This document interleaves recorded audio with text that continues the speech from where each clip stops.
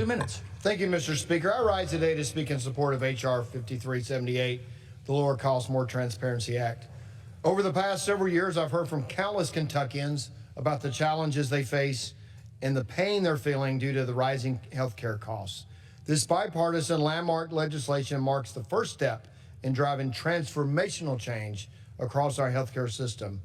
The Lower Cost, More Transparency Act incorporates transparency requirements in nearly every aspect of the healthcare system.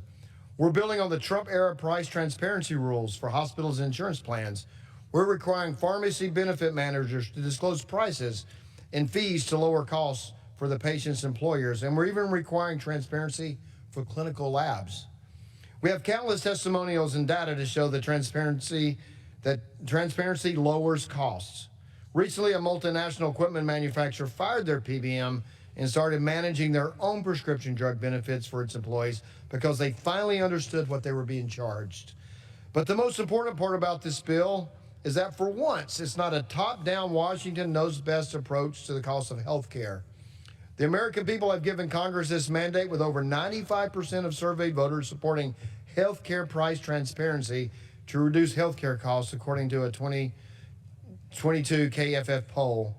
The Lower Cost, More Transparency Act also directly lowers costs seniors are paying out of pocket for certain drugs like cancer drugs and other medicines administered in doctors' offices that are owned by hospitals. Seniors receiving Medicare should not be paying more for a drug based solely off the location of where they received the drug. We are fixing this.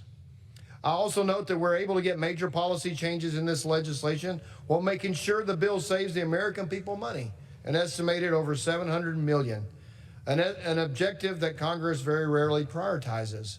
I want to thank Chair Rogers for her vision and steadfast leadership on this bill.